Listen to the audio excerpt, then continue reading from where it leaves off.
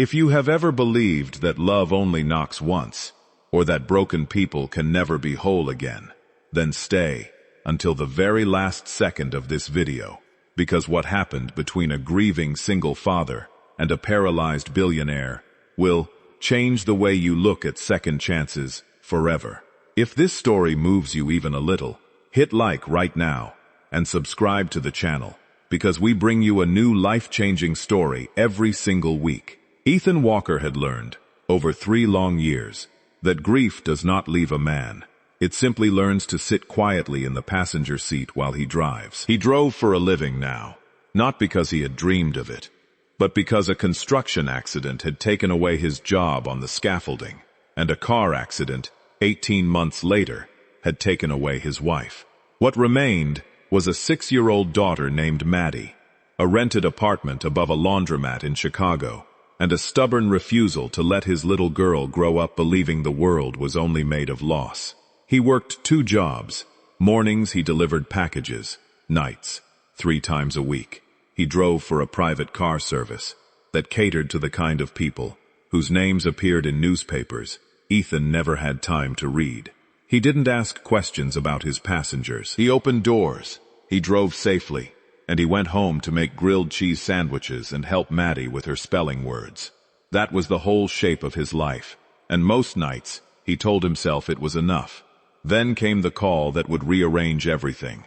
His dispatcher, a tired man named Rollins who chewed gum like it owed him money, told him that a private client needed a permanent personal driver, someone dependable, quiet, and, in Rollins's words, able to handle Miss Whitfield without flinching.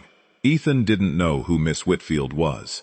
He would learn soon enough that half of Chicago did, and none of them dared to work for her twice. Eleanor Whitfield was 34 years old and worth, according to the business magazines stacked untouched in her foyer, more than $4 billion.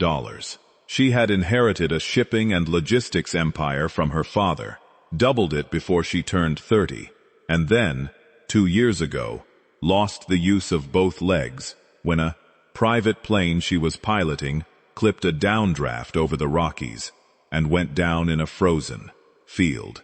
Her fiancé, sitting beside her, had not survived. Eleanor had. She woke up in a hospital bed with steel rods in her spine and a silence in her chest that never quite went away. Since then, she had gone through 11 drivers, 4 assistants, and, according to the housekeeper, a soft-spoken Polish woman named Basia, who had stayed only because she had known Eleanor's way, late mother. She had gone through every version of pity, sympathy, and forced cheerfulness a human being could offer, and rejected every single one of them. She doesn't want to be helped, Basia warned Ethan on his first morning, as he stood in the marble foyer of the Whitfield estate, holding his chauffeur's cap like it might protect him from something. She wants to be left alone. Do your job. Don't ask about the chair. Don't ask about the accident. And for God's sake, don't try to be kind to her. Kindness is what makes her angriest. Ethan nodded, though privately, he thought that sounded like the loneliest instruction he had ever received. Eleanor Whitfield rolled into the room, 5 minutes later, in a matte black wheelchair that looked more like the cockpit of a jet than a piece of medical equipment. She was beautiful, in the sharp, guarded way of someone who had decided beauty was now irrelevant. To her, dark hair pulled back hard, a blazer buttoned like armor, eyes that swept over Ethan once, catalogued him, and dismissed him before he had said a single word. "You're new," she said. It wasn't a question. "Ethan Walker, ma'am. I don't need ma'am. I need someone who can drive without narrating the traffic and without staring at me in the twoon. A mirror. Can you manage that?" "Yes, ma'am, Miss Whitfield." She almost smiled. Almost. "We'll see how long you last." The first month, Ethan lasted by doing exactly what he'd been told. Nothing. He drove her to board meetings that ran late into the night. He waited outside glass towers in the rain without complaint. He learned the particular, wordless choreography of lowering the ramp, positioning the vehicle, never offering a hand unless she asked, which she never did. He said good morning and good evening, and otherwise let the privacy glass stay up between them. both literally and otherwise. What he did not expect was Maddie. His daughter's school held a father-daughter breakfast on a Tuesday that Ethan could not get out of. Eleanor had a 9 a.m. call that could not be rescheduled either. Rollins, in a bind, sent another driver for Eleanor and let Ethan take the morning off. But the substitute driver's car broke down on the highway, and it was Ethan, 20 minutes from Floth, the school, with Maddie, already crying in the back seat about missing the breakfast entirely, who got the emergency call from Basia. Miss Whitfield needed to be at the office in 11 minutes, and there was no one else. Ethan did the only thing he could think to do. He turned the car around, buckled Maddie into the back seat beside a stack of quarterly reports, and drove to the Whitfield estate with his daughter still in her tiny yellow dress from the breakfast that was no longer happening. Eleanor was waiting on the front steps, her assistant already looking at his watch, when she saw the small girl sitting shyly in the back seat. "There's a child in my car," she said flatly, as Ethan came around to lower the ramp. "I'm sorry, Miss Whitfield. My sitter fell through. I can call for another driver, but it'll cost us 15 minutes we don't have." He expected fury. He braced for it, the way he braced for storms. Instead, Eleanor looked at Maddie for a long moment. Really looked. In a way she had not looked at Ethan in an entire month, and something in her face, some old and buried thing, shifted. "What's your name?" she asked the little girl. "Maddie," she whispered. "I like your car chair. It's like a spaceship." For the first time in longer than Ethan could remember hearing about, Eleanor Whitfield laughed. It was small and a little rusty, like a door that hadn't been opened in years, but it was real. "Get in," Eleanor told Ethan. "Both of you. We're already late." That ride changed something, though neither adult admitted it out loud. Maddie chattered the entire way about her spelling test and her missing tooth, and whether spaceships had bathrooms. And Eleanor, cold, untouchable Eleanor Whitfield, answered every question seriously, as if Maddie's curiosity were the most important business on her calendar that day. When they arrived, Eleanor told Ethan quietly, before he opened her door, "Bring her again sometime, if you need to." It wasn't kindness, not exactly, but it was a door left open a crack, and over the weeks that followed, Ethan found reasons, some real, some gently invented, to bring Maddie along on the shorter trips. Eleanor never asked why. She simply began keeping a small tin of butterscotch candies in the side pocket of her wheelchair. "In case," she said, without ever finishing the sentence. It was on one of those afternoons, waiting in Eleanor's private study while she finished a call, that Ethan first saw the photograph. It sat on the corner of her enormous glass desk, in a plain silver frame, turned slightly away from the door, as if she didn't want visitors to notice it, and yet couldn't bring herself to put it away. It showed a young girl, maybe 7 years old, missing her front teeth, laughing on a swing set, with a man's hand visible at the edge of the frame, pushing her. Ethan recognized nothing about the child, and yet something about the photograph stopped him cold. The particular tilt of the girl's smile, the way her hair caught the sunlight, reminded him so strongly of his late wife's childhood photos that his chest tightened without permission. He didn't ask about it. Basia's warning echoed in his ears. But he noticed, after that day, that whenever Eleanor thought no one was looking, her eyes drifted to that frame, the way a tongue drifts to a sore tooth, helplessly, again and again. Weeks passed. Winter arrived hard over Chicago, the kind of cold that turned breath into fog and made every errand feel like an expedition. Ethan kept driving. Maddie kept riding along on Saturdays, when Eleanor had no meetings, and simply wanted, she said, fresh air and a co-pilot. The three of them fell into an unlikely rhythm. A billionaire, a driver, and a 6-year-old girl who called the wheelchair the spaceship chair, without a trace of pity in her voice, only wonder. It was Maddie, in the end, who asked the question the adults had both been too careful to ask. They were in the study one Saturday. Eleanor, going over paperwork, while Maddie colored quietly at the small table Basia had started keeping, stocked with crayons. Maddie looked up at the photograph on the desk and, with the blunt honesty only children possess, asked, "Who's that girl? Is that you?" The room went very still. Ethan opened his mouth to apologize, to pull his daughter gently away, but Eleanor held up a hand. Not sharply, but slowly, like something inside her had finally run out of the strength it took to keep the door shut. "That's my daughter," Eleanor said quietly. Her name was Grace. Ethan felt the floor tilt beneath him. In a month of driving this woman, he had never once heard mention of a child. "She was 7, Eleanor continued, her voice steady in the practiced way of someone who has said painful words many times, alone in an empty room, just to survive saying them at all. She was in the plane with me, with her father. Neither of them made it out." The silence that followed held the whole weight of 2 years of solitary grief. "I'm so sorry," Ethan said. And for once, the words weren't a formality. They were the truest thing he had said to her since the day they met. "Everyone says that," Eleanor said. "And then they either look at me like I'm made of glass, or they look at my legs like the wheelchair is the tragedy, instead of the empty seat at my dinner table. You're the first person in 2 years who didn't do either. I know what an empty seat feels like," Ethan admitted.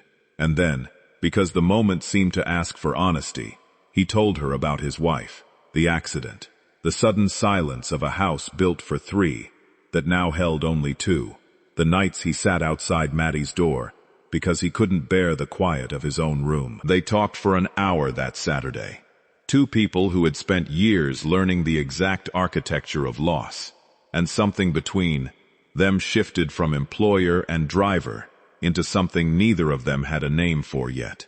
From that day, the walls Eleanor had built, brick by brick, meeting by meeting, driver by driver, began, slowly, to come down. She started asking Ethan about Maddie's school. She started eating dinner in the kitchen with Basia, instead of alone in the dining room built for 20. She hired a physical therapist she had fired twice before, and this time, she didn't cancel the sessions. It wasn't easy. There were nights Eleanor snapped at everyone in the house, drowning in the particular fury of a woman who had once flown her own plane, and now needed help reaching a cabinet. There were nights Ethan came home so tired from 2 jobs, and a growing worry about crossing lines. He shouldn't cross that he sat in his car in the parking lot for 20 minutes before he could make himself go inside and be present for Maddie. Grief, they both knew, doesn't dissolve because 2 lonely people find each other.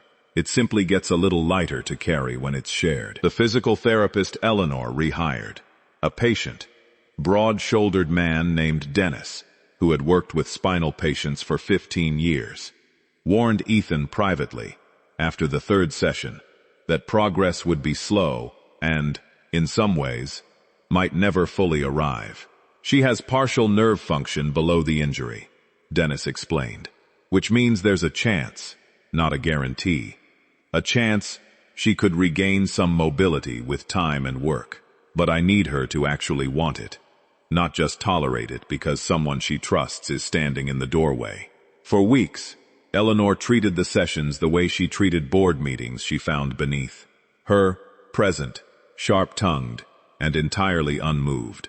She mocked the exercises. She called the resistance bands a special kind of medieval torture, and once threw a foam roller across the room, hard enough to startle Basia in the next hallway. Ethan never lectured her about it.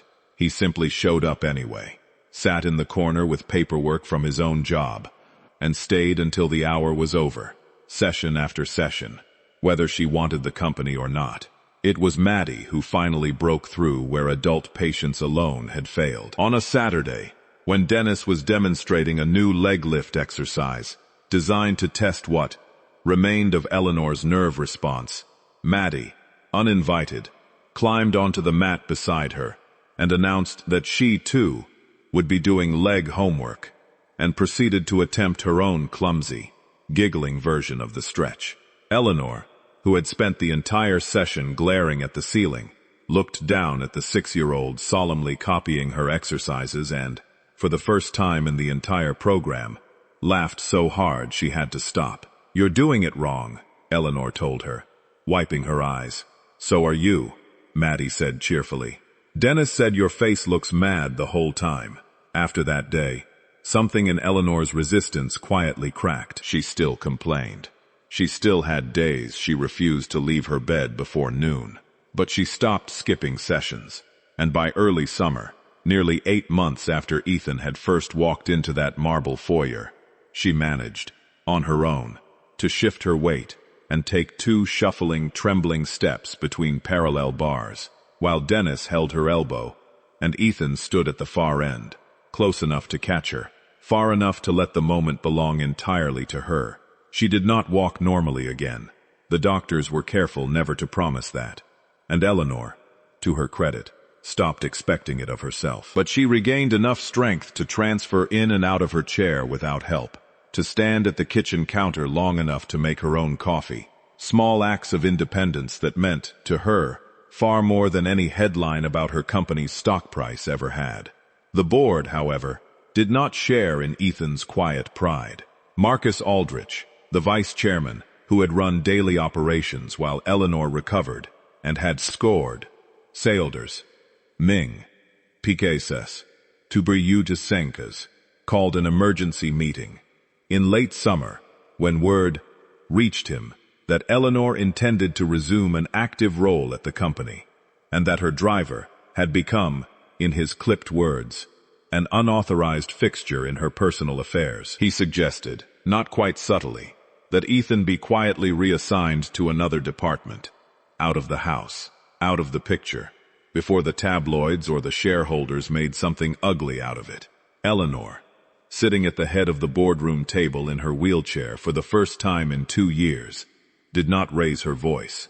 She simply looked at Marcus with the same flat, immovable expression she had once used on Ethan during their very first ride together. "Ethan Walker did not ask for a single thing from this company," she said.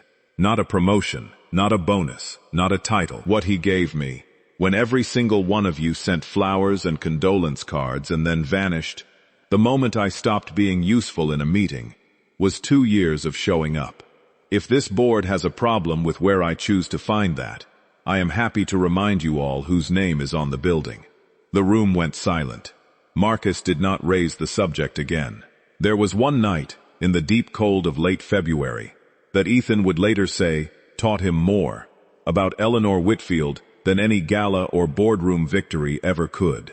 Maddie spiked a fever of 103 at 9 in the evening, shaking so hard in Ethan's arms that he nearly dropped the phone twice, trying to call the pediatrician's after-hours line. His car, the same reliable sedan he'd driven for years, chose that exact night to refuse to start, its battery dead in the driveway, while sleet hammered the windshield.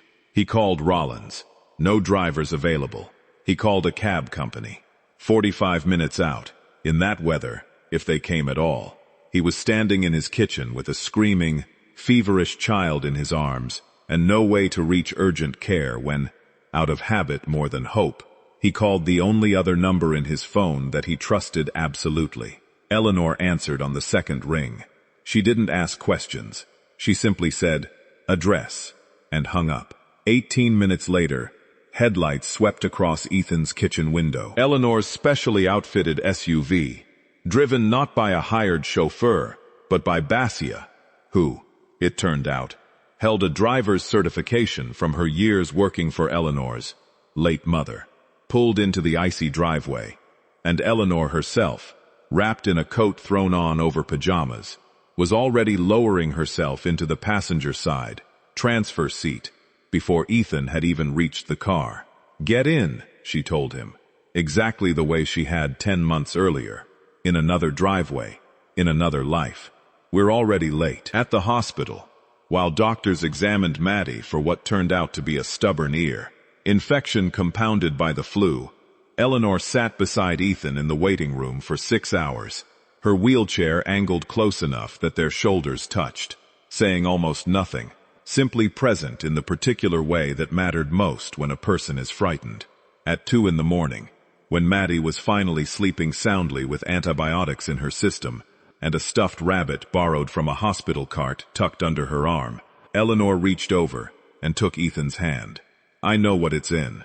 Like to sit in a hospital hallway and not know if the person you love is coming back," she said quietly. "I wasn't going to let you sit in one alone." Ethan didn't trust his voice enough to answer. He simply held on. It was a small thing, in the grand architecture of a billion-dollar empire, and a woman who commanded boardrooms with a single sentence.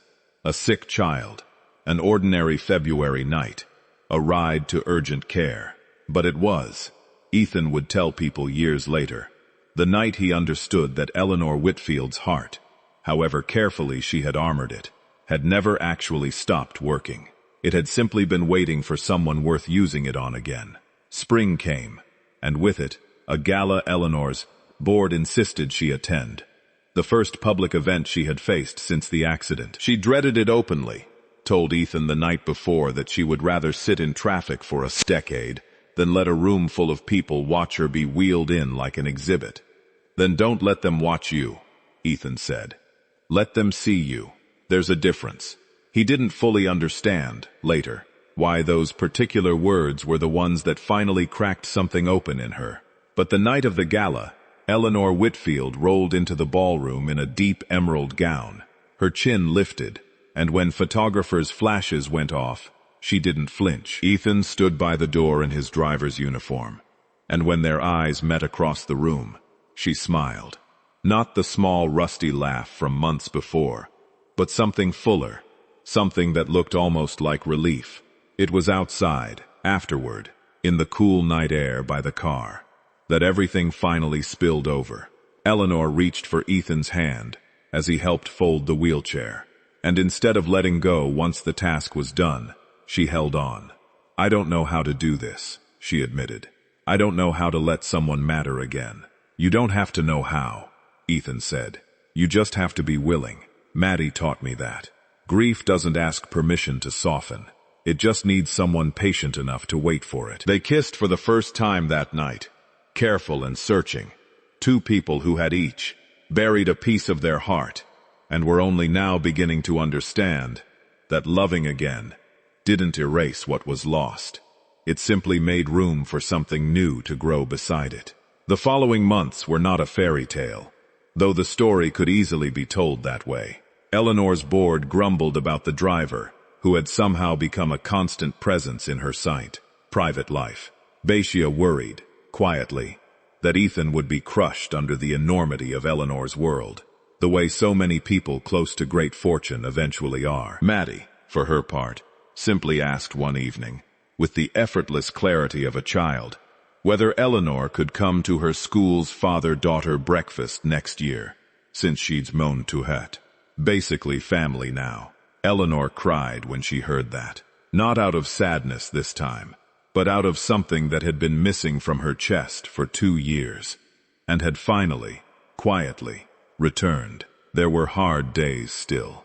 Eleanor had a bad night in autumn, when the anniversary of the crash arrived, and she shut herself in her study for 6 hours, refusing to see anyone, staring at the photograph of Grace, until the light outside went dark. Ethan didn't force the door. He simply sat on the floor outside it with Maddie's crayon drawing of the spaceship chair with wings, and slid it under the door without a word. An hour later, Eleanor opened it, her eyes red, and let him in. "I'm not going to stop grieving her," Eleanor said. "Not ever." "I'm not asking you to," Ethan answered.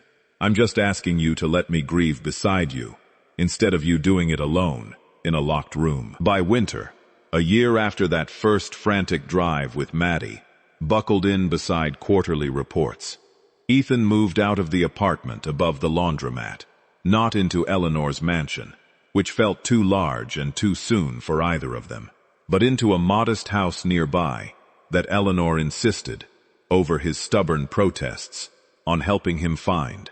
"Not because you need saving," she told him, "but because I finally have someone worth building a life near." He kept working, not as her driver anymore, but managing logistics for a foundation Eleanor started in Grace's name. one that funded rehabilitation centers for children who had survived accidents that had taken their parents. It felt, Ethan often said, like turning the worst day of Eleanor's life into a doorway for other families walking the same dark hallway. Maddie got a version of the childhood she deserved. A father who was present, and a woman who, without ever trying to replace the mother she'd lost, became something the little girl chose to call, on her own, without prompting from anyone, my other person who loves me. Eleanor never fully left the wheelchair, and she stopped, eventually, wanting to. It carried her into ballrooms and boardrooms and, one bright afternoon, 18 months after that first drive, down the aisle of a small garden wedding attended by fewer than 40 people, where Ethan knelt beside her instead of standing above her, so that when he said his vows, they were looking at each other eye to eye, exactly as equals.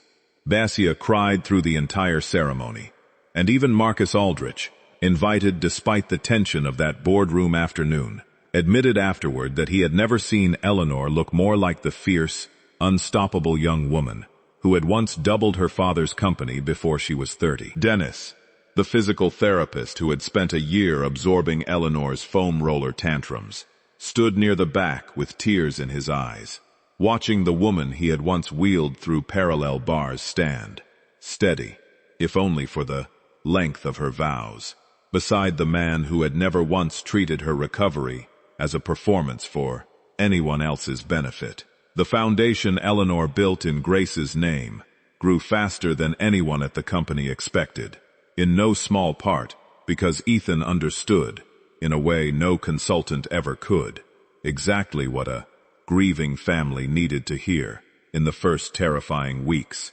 after losing everything. He traveled to rehabilitation centers in 4 states that first year, not as a driver or an assistant, but as a man who had learned, the hard way, that showing up mattered more than any speech. The photograph of Grace still sits on that glass desk, no longer turned away from the door. Beside it now stands a second frame, Ethan, Eleanor, and Maddie, laughing on a swing set in a backyard that used to belong to no one and now belongs to all 3 of them. Because sometimes the people the world assumes can never be reached, the untouchable billionaire, the exhausted single father, the child who has already learned too much about loss, are exactly the ones who, when they finally find each other, prove that healing was never about forgetting what was taken. It was always about being brave enough to let someone new stand beside you in the wreckage and help you build something worth living for, one ordinary Saturday morning at a time. Maddie is 8 now, and she still calls the wheelchair the spaceship chair, though these days she says it fondly, the way a person names an old friend, rather than a piece of medical equipment. She keeps a photograph of her own on her nightstand, not of Grace, whom she never met, but of the 4 of them together at the wedding, Eleanor's hand resting on her shoulder, her father laughing beside them both. When people ask her what her family looks like, she shrugs and says it looks like whoever shows up and stays. Nobody who has heard the whole story has ever found a better way to say it. If this story reminded you that it's never too late to let someone in, make sure you're subscribed, because next week we're telling another story about the quiet, unlikely people who change everything, and you won't want to miss it.